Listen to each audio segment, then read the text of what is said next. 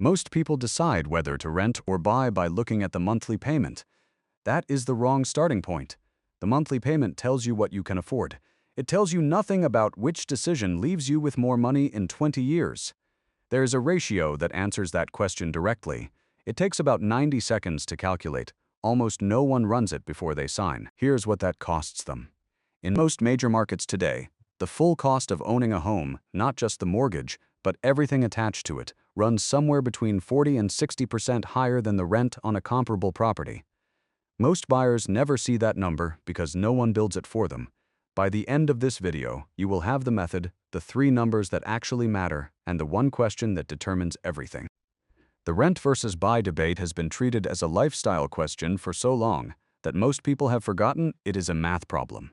The math has a correct answer, not universally, but specifically. Specifically for the city you are in. Specifically for the property you are looking at. Specifically for your level of financial discipline. The reason no one hands you the answer is because the answer is not the same for everyone. What is the same is the method. That method starts with 1 number, and that number already exists for your market right now. Step 1. The price-to-rent ratio. This is the first number you calculate, and it reframes the entire decision before you look at anything else. Take the purchase price of a home. Divide it by the annual rent you would pay on a comparable property in the same area. That result is your price-to-rent ratio. Here's what the result means. A ratio below 15 means the math structurally favors buying. The cost of ownership relative to renting is low enough that purchasing is likely the stronger financial move. A ratio between 15 and 20 sits in the middle. Buying can still make sense, but other variables start to matter more. A ratio above 20 means the math structurally favors renting. In high-ratio markets, you are paying a premium to own that renting does not carry. To put real numbers to it, if a home is priced at $400,000 and a comparable rental in the same neighborhood runs $1,800 per month, that is $21,600 per year, the ratio is roughly 18.5. That sits in the middle range. Neither answer is obvious yet. The ratio is not the verdict, it is the starting point. Run this for the specific property you're looking at, not the city average. The specific property.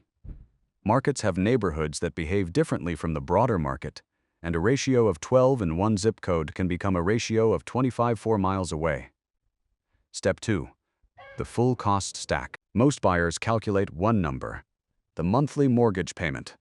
That is not the cost of owning a home, it is the cost of the debt. The actual cost of ownership has 5 components, and most buyers only account for 1 of them. The mortgage payment is the first. The second is property tax, typically between 1 and 2% of the home's assessed value per year. On a $400,000 home, that is $4,000 to $8,000 annually, or roughly $330 to $660 per month added to your payment before anything else. The third cost is maintenance. A reliable rule of thumb is 1% of the home's value per year set aside for repairs and upkeep. That is $4,000 a year on a $400,000 property. Some years you spend less. Some years the roof goes over time, 1% holds. The fourth is homeowner's insurance, typically around 1% of the home's value annually, sometimes lower, sometimes higher depending on location and risk profile. The fifth is opportunity cost. If you are putting $80,000 down on a home, that $80,000 is no longer working in the market. At a conservative 7% annual return, the long-run average of a broad stock index, that $80,000 becomes roughly $610,000 over 30 years if left invested. That is not a reason not to buy. It is a cost that belongs in your calculation. Add all 5. The number you get is your true annual cost of ownership. Compare it to what you would pay in rent on the same property. That gap is the number you need. Step 3. The invest the difference calculation. Once you have the gap between owning and renting, the next calculation is straightforward. Suppose full ownership costs you $4,000 per month, mortgage, taxes, maintenance, and insurance combined, and renting the same property costs you $2,500.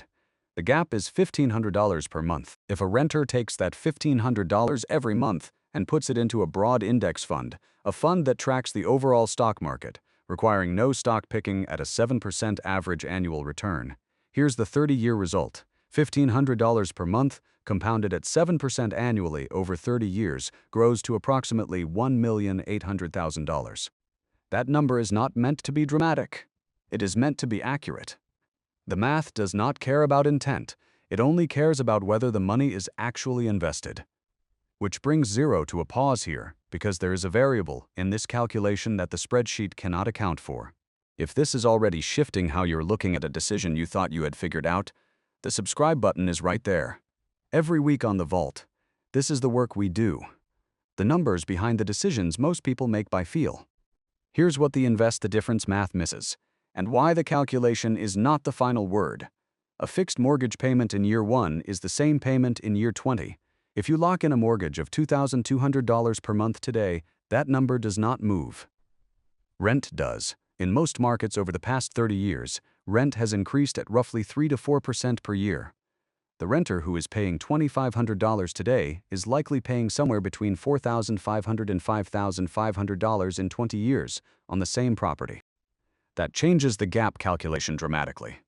The $1,500 monthly difference narrows over time and can eventually reverse. The buyer's fixed payment becomes increasingly cheap in real terms as inflation erodes its weight.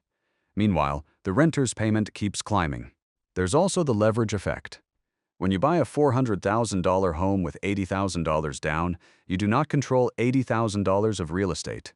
You control $400,000 of real estate. If that property appreciates at 3% per year over 20 years, a conservative estimate for most markets, the home is worth roughly $720,000. Your $80,000 investment is sitting inside $320,000 of appreciation. That is a return profile no index fund replicates because the index fund does not let you control 5 times your investment with debt. Neither of these points is an argument for buying. They are mechanisms. The rent versus buy calculation is not a single number, it is a range, and where you land in that range depends on market conditions, hold period, and the honest answer to one final question. The 3-question protocol works like this. First, what is the price-to-rent ratio for the specific property you're looking at? Calculate it, not for the city. For the address, if the ratio is above 20, you are starting from a structural disadvantage that other factors would need to overcome. Second, what is your full ownership cost stack? Not just the mortgage, but taxes, maintenance, insurance, and the opportunity cost of the down payment. Build the real number. If it is significantly higher than comparable rent, quantify the gap. Third, and this is the question most people avoid, will you actually invest the difference if you rent? Not in theory, not with good intentions. Will the money move into an account on the first of every month, or will it disappear into day-to-day spending? The honest answer to that question determines whether the invest the difference math is real for you or theoretical. If the answer to the third question is no, if you know yourself well enough to know the money will not get invested, then the forced savings embedded in a mortgage payment has real value that the spreadsheet does not capture. Buying may be the financially correct decision for you not because the ratio says so, but because the behavioral reality says so. That is not a rationalization. It is a legitimate variable. Run it honestly. The calculation is not complicated. Most people avoid it because they already know what it is going to show them, and they would rather make the decision they want to make than the decision the numbers suggest. That is a personal choice. What it is not is a financial strategy. The ratio exists, the cost stack exists, the compounding math exists. None of it cares about what feels right. Run the numbers on your market before you sign anything. The result might confirm exactly what you already plan to do. Or it might be the 90 seconds that changes the next 30 years. The next video covers what to do with your down payment savings while you are still deciding, and why where you hold that money matters more than most people think.